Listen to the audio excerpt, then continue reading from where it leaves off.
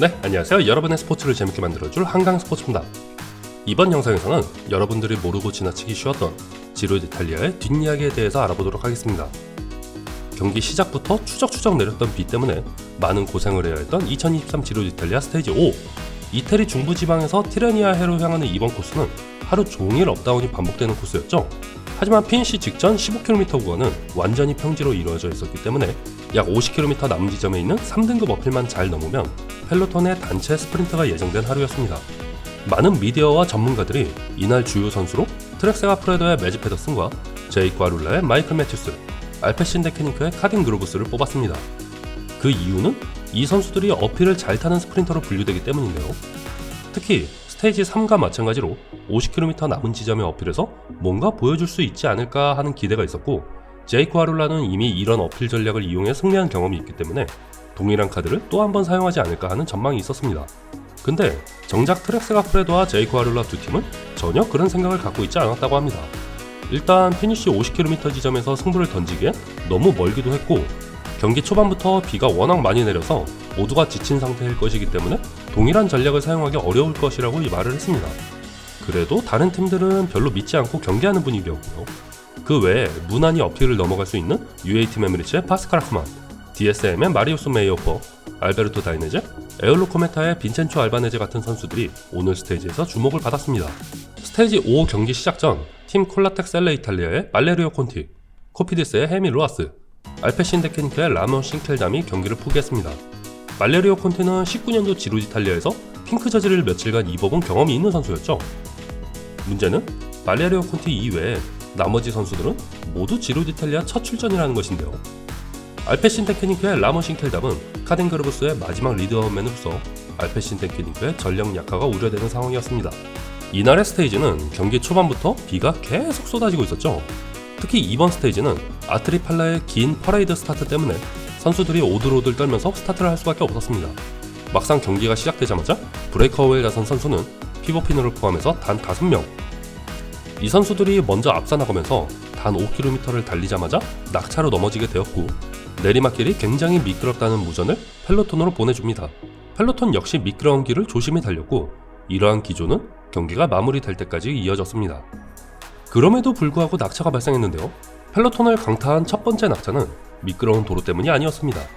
경기 시작 후 약 20km 달린 상황에서 3등급 어필을 내려가던 펠로톤에게 갑자기 주인 잃은 개가 접근하면서 퀵스텝의 다베드 발레리니를 공격했는데요. 중심을 잃은 다베드 발레리니 덕분에 함께 달리던 퀵스텝 선수들이 넘어졌고, 그 희생자 중 한 명이 바로 랭크한 베네폴이었습니다.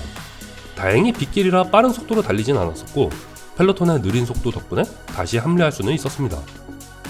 피니시 지점은 중부 티레니아 해변에 위치한 살레르모 해변길을 달리는 코스였습니다. 특히 피니시 15km 지점부터 완전히 직진으로 이루어진 이번 피니시는 지로 d'Italia에서 찾아보기 힘들 정도로 곧게 뻗어있는 피니시였는데요. 하지만 피니시 약 7km 지점에 살짝 S자로 꺾인 코너에서 역시 문제가 발생했습니다. 빗길에 고속으로 주행하던 많은 선수들이 휘말렸던 이번 낙차는 프리모졸 로그리치와 안드레 레크네슨 선수가 휘말리면서 GC 선수들 간의 시간 차이가 발생할 수도 있는 상황이었는데요. 하지만 이미 경기 시작 전부터 분명 문제가 발생할 수 있다는 것을 많은 선수들과 전문가들이 알고 있었습니다. 속도가 빨라지는 펠로톤과 좁은 S자 코너, 미끄러운 빗길은 낙차가 발생하기 딱 좋은 조건이었고, 이는 펠로톤을 달리는 대부분의 선수들이 이미 알고 있는 내용이었기 때문에 GC급 선수들은 모두 펠로톤 선두에서 일찍 빠져나가려고 준비하고 있었죠.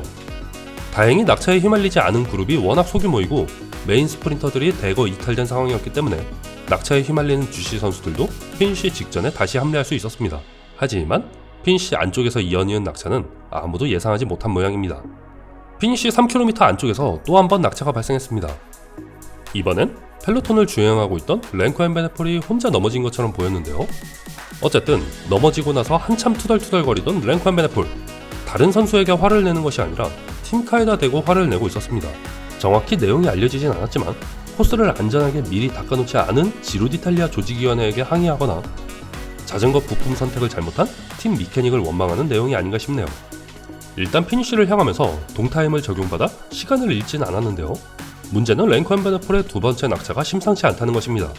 수달 퀵스텝의 팀 닥터에 의하면 첫 번째 낙차 이후 램코의 상태가 괜찮아 보여서 안도했는데, 두 번째 낙차로 램코의 오른쪽 부위에 많은 통증이 있고 근육 수축과 천골에 약간의 문제가 있는 혈종이 발견되었다고 합니다. 다행히 마사지를 잘 받고 밤에 잠을 잘 자면 좋아질 것 같다고 하긴 하는데 스테이지 6을 달릴 때는 엄청 힘들어할 것 같다고 얘기하네요. 피니시 직전에도 낙차가 발생했죠. 스프린트 중이던 마크 캐번디시가 바로 앞에 있던 알베르토 다이네제의 뒷바퀴에 걸리면서 낙차하게 되었는데요. 일단 스프린트를 시작했으면 라인 변경은 가능하면 안 하는 게 좋습니다. 알베르토 다이네제의 라인 변경으로 인해 마크 캐번디시가 낙차하긴 했지만 역시 관록은 무시할 수 있는 게 아닙니다. 누워서 5위로 피니시한 마크 캐번디시, 함께 넘어질 뻔한 바르디아니 팀의 필리포 피오렐리 역시 멋진 컨트롤로 살아남으면서 8위로 통과했습니다. 이 사고로 알베르토 다이네제는 마크 캐번디시에게 바로 달려가 사과했고 마크 캐번디시는 괜찮다고 말했습니다.